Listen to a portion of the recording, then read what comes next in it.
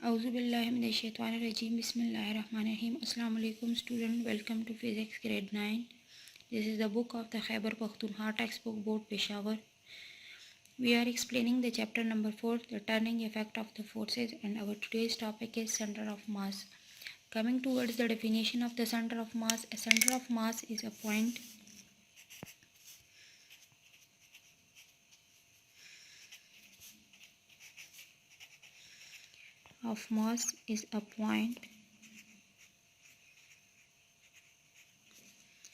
at which the distribution of mass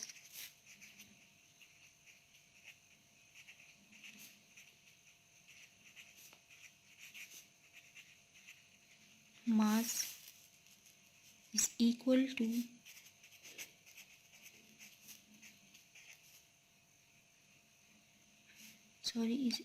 in all directions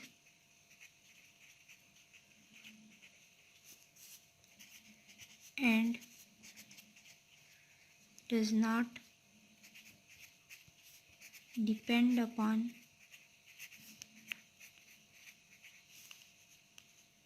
the gravitational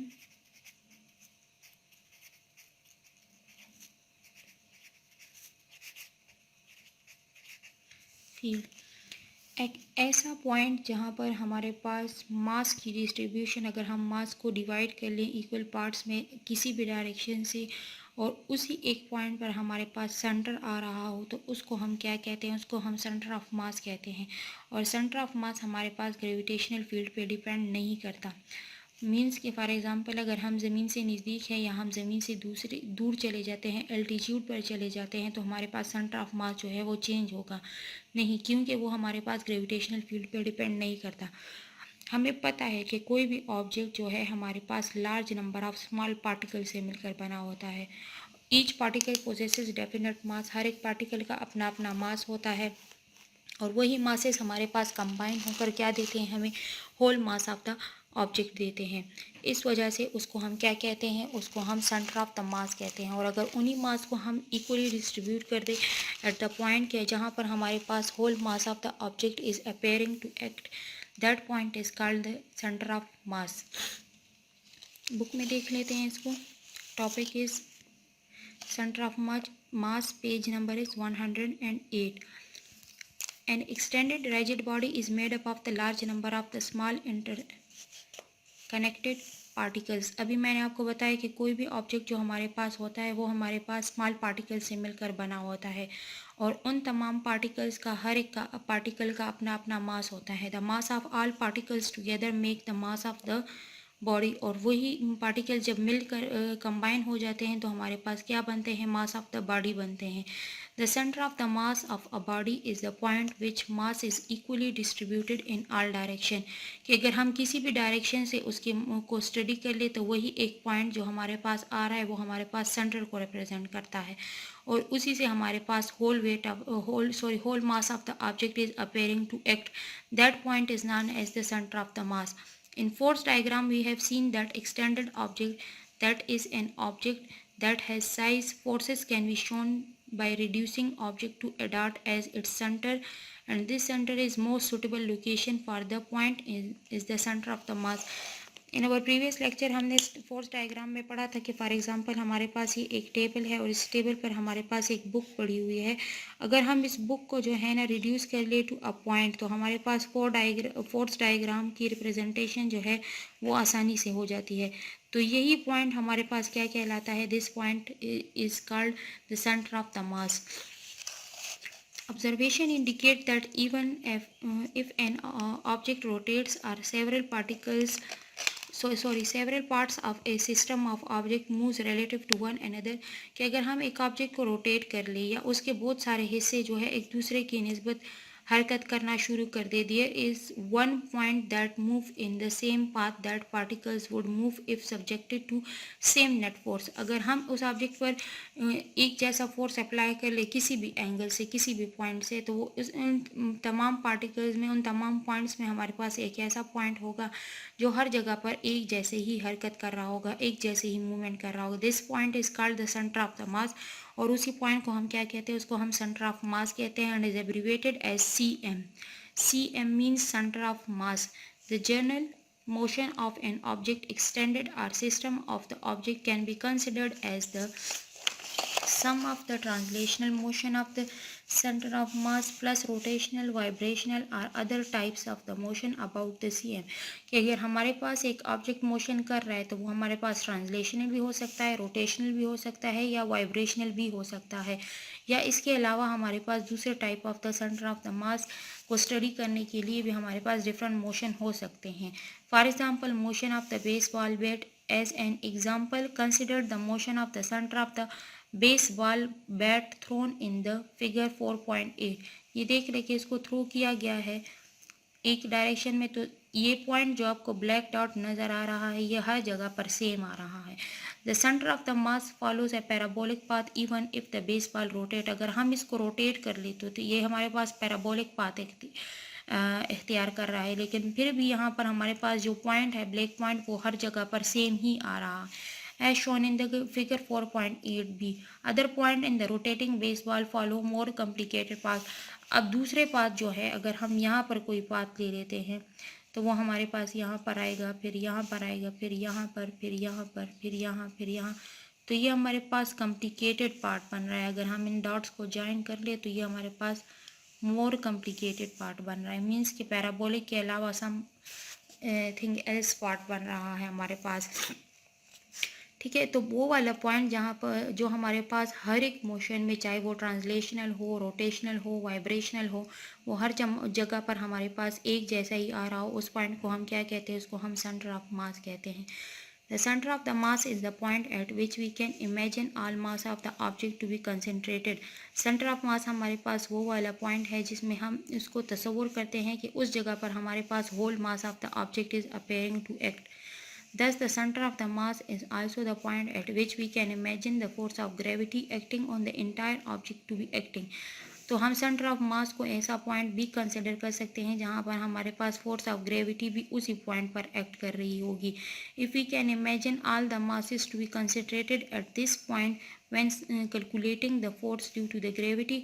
अगर हम सारे मास को उसी एक पॉइंट पर कंसनट्रेट कर दें, इमेजिन कर लें, तो हमारे पास फिर force due to gravity calculate करना, it's legitimate to call this point the centre of gravity. Legitimate means conforming to law और रूल्स, कि हम उसको किसी लॉ या रूल का, किसी कानून के मुताबिक उसको प्रूव करना चाह रहे हैं। जैसे centre of force due to gravity हम फाइंड करना चाहते हैं, तो उस पॉइंट को उन्होंने क्या नाम दिया, उसको सेंटर ऑफ ग्रेविटी का नाम दिया है। A term that can often B use interchangeably with the centre of the mass. और वही पॉइंट हम यूज़ कर सकते हैं कभी कभार सेंटर ऑफ मास के लिए भी। अब सेंटर ऑफ ग्रेविटी हमारे पास क्या है,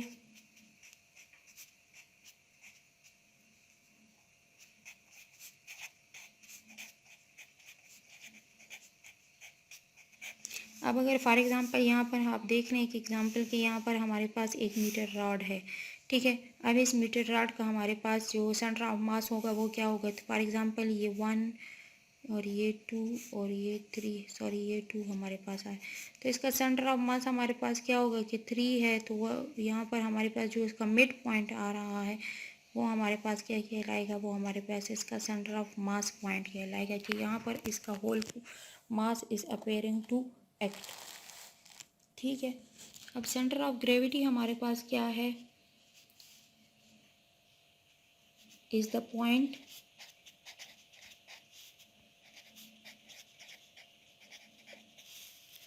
at which the distribution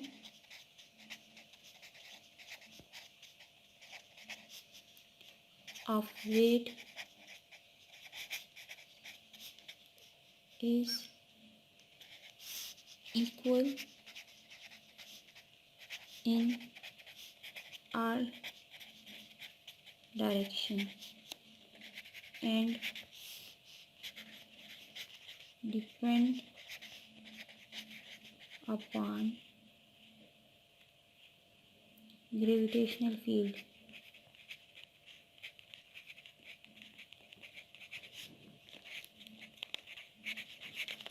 इससे पहले हमने सेंटर ऑफ मास की डिफिनेशन पढ़ी, तो हमारे पास वो वाला पॉइंट जहाँ पर हमारे पास डिस्ट्रीब्यूशन ऑफ मास जो होती है वो इक्वल होती है in all direction and does not depend upon the gravitational field. और यहाँ पर ये हमारे पास क्या कर रहा है, depend upon the gravitational field कर रहा है। ठीक है, अब हमारे पास वो does not depend upon the CM, does not depend upon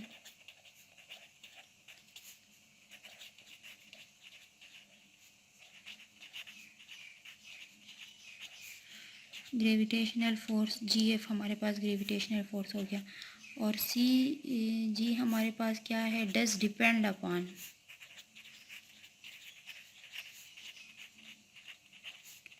gravitational field.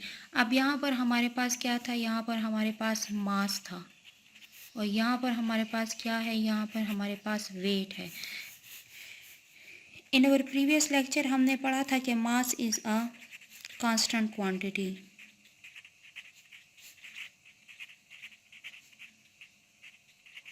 मास हमारे पास क्या है, वो हमारे पास एक कांस्टेंट क्वांटिटी है, वो हमारे पास हर जगह पर क्या होती है, सेम होती है।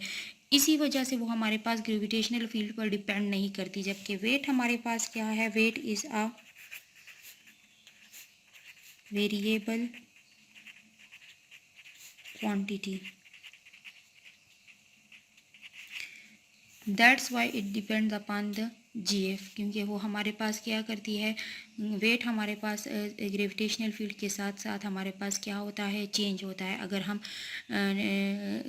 सरफेस ऑफ अर्थ के करीब है तो हमारे पास ग्रेविटेशनल फील्ड जो होगा वो ज़्यादा होगा। As we move farther from the surface of the earth the weight of the object change, वो हमारे पास क्या होगा, वो हमारे पास कम होता जाएगा due to the gravitational field. अब हमारे पास उन्होंने कहा है कि हम इसको यूज़ कर सकते हैं इंटरचेंजेबली। तो सेंटर ऑफ मास हमारे पास क्या है, सेंटर ऑफ मास और सेंटर ऑफ ग्रेविटी हमारे पास ऐसी चीज़ें हैं कि इसको अगर हम इंटरचेंजेबली यूज़ कर सकते हैं तो हमारे पास किस केस में होगा, they are only the same when gravitational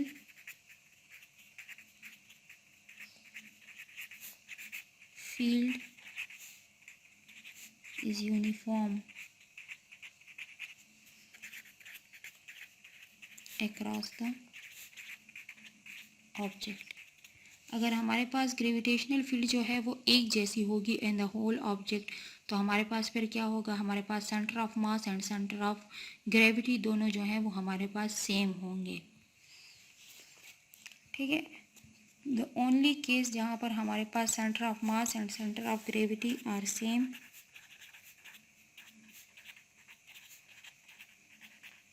when the gravitational field is uniform across the object. जब हमारे पास gravitational field across the object same होगा, यूनिफॉर्म होगा, तो उसको हम क्या कहेंगे कि उस केस में वो हमारे पास इंटरचेंजेबली यूज़ हो सकते हैं। The point where whole weight of the body appears to act is called the centre of gravity. वो वाला पॉइंट जहाँ पर हमारे पास whole weight of the object is appearing to act is called the centre of gravity. In most physics problems one of the force acting on the body is its weight. हमने पढ़ा था कि हमारे पास जितने भी फोर्सेस किसी भी object पर एक्ट कर रही हैं, फॉर एग्जांपल ये हमारे पास एक ऑब्जेक्ट है तो इस पर अगर फोर्सेस एक्ट कर रही हैं तो ये हमारे पास एक नॉर्मल फोर्स हो गया, एक हमारे पास क्या होगा, एक हमारे पास इसका वेट होगा जो उस पर एक्ट कर रहा है। तो ये हमारे पास एक ऐसा फोर्स है जो ऑब्जेक्ट पर एक्ट करता है। The weight does not act at single point. It is distributed over the entire body. Weight एक point पर act नहीं करता, वो as a whole body में क्या होता है, distribute होता है। But we can also assume that entire force of the gravity is concentrated at the point called the centre of gravity. लेकिन हमने इसको एक पॉइंट पर मुत्तज़ कर दिया कि हमारे पास फोर्स ऑफ ग्रेविटी जो है वो एक ही पॉइंट पर एक्ट करती है, और उस पॉइंट को हम क्या कह सकते हैं, उसको हम सेंटर ऑफ ग्रेविटी कह सकते हैं। Difference between the centre of gravity and centre of the mass हमारे पास क्या है? द सेंटर ऑफ द मास, मैं इसको CM लिख रही हूँ, is the mean position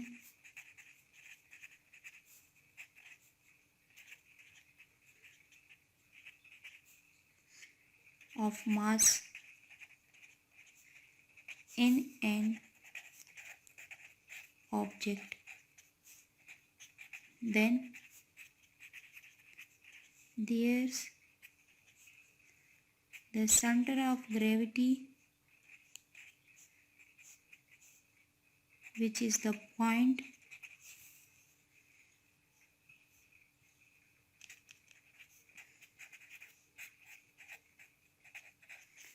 where gravity appears to act। अब सेंटर ऑफ द मास हमारे पास क्या है? Mean position of the object है, mean position of the mass of an object. Whereas the centre of gravity is the point where gravity appears to act, जहाँ पर हमारे पास force of gravity जो है वो एक्ट करेगी। तो अब फोर्स ऑफ ग्रेविटी तो हमारे पास एल्टीट्यूड के साथ साथ क्या होती है, वो हमारे पास चेंज होती जाती है। इसी वजह से हमारे पास सेंटर ऑफ ग्रेविटी भी चेंज होगा। The acceleration due to gravity decreases with altitude, but for objects this variation is negligible. The most center of the gravity is for the most time same as the centre of the mass. अब अगर हमारे पास small object है तो उनमें हम centre of gravity की जो changes होती हैं वो नेग्लिजिबल कंसिडर करते हैं, मींस उसको हम तसव्वुर ही नहीं करते कि इसमें कोई चेंज आया है इसकी सेंटर ऑफ ग्रेविटी में। The body centre of the gravity is the most of the same time same as the centre of the mass. बहुत ज़्यादा केसेस में हमारे पास centre of gravity is same as the centre of the mass, और मैंने आपको बता दिया कि किस केस में हमारे पास सेम होगा, जब हमारे पास ग्रेविटेशनल फील्ड जो है वो ऑब्जेक्ट के एज अ होल हमारे पास क्या होगी, यूनिफॉर्म होगी। मींस कि अगर एक ऑब्जेक्ट है उसमें वो हर जगह पर सेम आ रही है तो उस केस में हमारे पास centre of gravity and centre of the mass both are the same. Centre of the gravity and the centre of the mass for symmetric object using density. Symmetric means कि उनका कोई खास शेप होगा। The centre of the gravity of the homogeneous having the density throughout the sphere, cube, circular disc or rectangular plate is its geometric center. The center of the gravity of the right circular cylinder or cone is on the axis of the symmetry and so on. हमारे पास जितने भी geometrical object हैं उनका centre of mass and centre of gravity कहाँ पर लाई करेगा, geometric centre पर लाई करेगा। The centre of the gravity of cylinder हमारे पास क्या होगा, एक्सिस ऑफ इट्स रोटेशन पर हो, एक्सिस ऑफ इट्स सिमेट्री पे होगा। देख लेते हैं कि हमारे पास किस तरह से है। अच्छा, centre of the gravity of the geometric shape object हमारे पास क्या होगा कि सर्कल का सेंटर ऑफ ग्रेविटी और सेंटर ऑफ मास हमारे पास सेंटर में लाई करेगा, लोकेटेड एट सेंटर। इसका जो मीटर रॉड है हमारे पास, मीटर रॉड का भी हमारे पास क्या है, लोकेटेड एट द सेंटर है।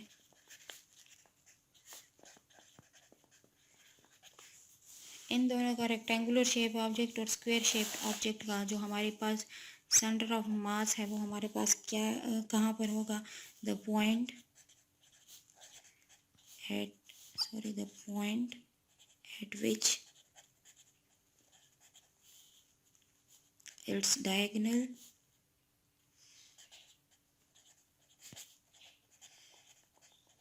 इंटरसेक्ट। यहाँ से इसके जो साइड्स के पॉइंट है जहाँ से इसको हम ले रहे हैं और वहाँ पर वो हमारे पास एक दूसरे को जहाँ पॉइंट पर इंटरसेक्ट करेंगे वहाँ पर वो पॉइंट हमारे पास क्या कहलाएगा, इसका सेंटर ऑफ मास और सेंटर ऑफ ग्रेविटी कहलाएगा। ट्रायंगुलर शेप का हमारे पास क्या होगा, ट्रायंगुलर शेप का हमारे पास क्या है, the point where the median intersect.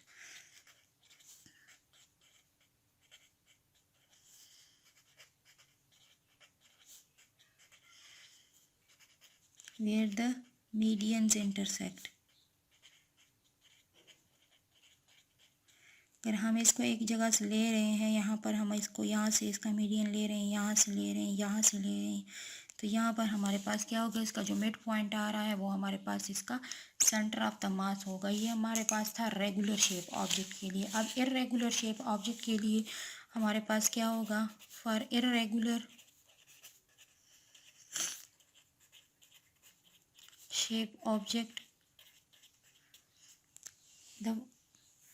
हमारे पास क्या होगा, हमने उसमें फॉर एग्जांपल ये हमारे पास एक इर्रेगुलर शेप ऑब्जेक्ट है, तो क्या होगा, we drill holes at the edges of the body,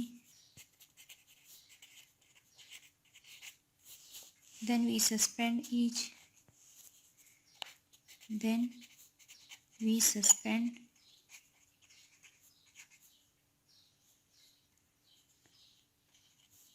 the body from each hole one by one and draw the verticals.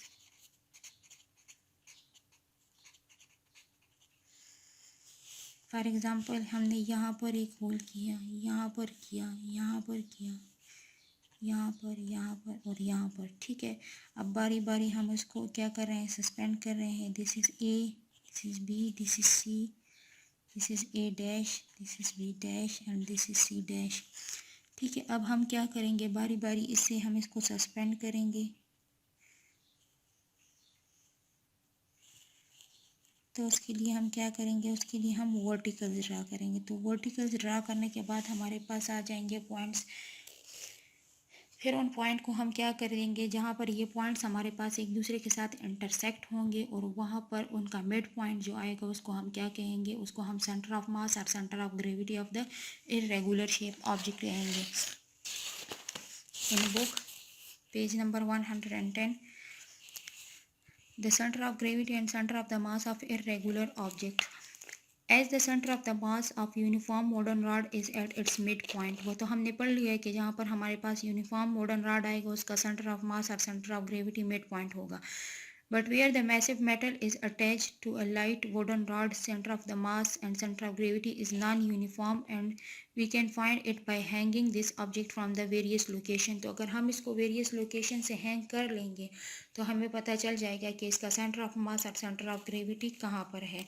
For example ये इर्रेगुलर शेप ऑब्जेक्ट है bicycle. अब एक बाईसाइकिल का centre of mass और centre of gravity हम find करना चाह रहे हैं। तो the one way of determining the balancing point of the 3-dimensional object such as the bicycle is to hang it randomly from at least 3 different point. देखिए first इसको यहाँ से हैंग किया गया है, सेकेंड इसको फिर दोनों टायर्स जहाँ पर इसके आ रहे हैं वहाँ से हैंग किया है, थर्ड इसको इस साइड से हैंग कर दिया गया है, सॉरी इस साइड से।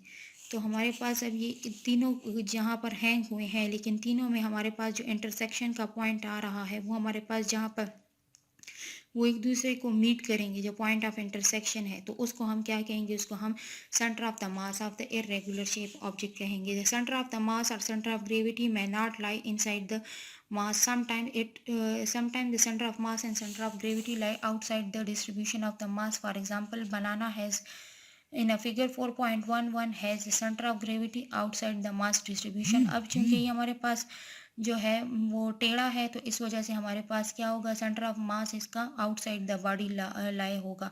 Also the centre of the mass may not change its location depending upon the orientation of object. Also the centre of mass हमारे पास क्या है, location depend upon the orientation of object के object किस form में हमारे पास पड़ा हुआ है। If the part of an object change its position relative to each other the location of the centre of mass and centre of the gravity will change. अगर हमारे पास ऑब्जेक्ट की लोकेशन चेंज होती है रिलेटिव टू वन अनदर तो हमारे पास centre of mass और centre of gravity change होगा। For example the leg shown in the figure 4.11 with when leg is stretched the mass is inside the body but when the leg is bent the change in the mass distribution and centre of the gravity is shifted outside the body. क्योंकि इसकी location change हो गई है तो इस वजह से हमारे पास सेंटर ऑफ मास जो है उसका चेंज होगा। अगर हम इसको डिफरेंट साइड से फिर इरेगुलर शेप ऑब्जेक्ट बन गया है तो डिफरेंट साइड से अगर हम इसको हैंग करेंगे तो हमारे पास point of intersection outside the body आ रहा है, तो इस वजह से आउटसाइड द बॉडी होगा। इसी तरह का बनाना का भी अगर हम कर लें तो वो भी इरेगुलर शेप है, तो उसको भी अगर हम सस्पेंड कर लें तो वहाँ पर भी हमारे पास क्या आएगा कि centre of the mass outside the body आएगा।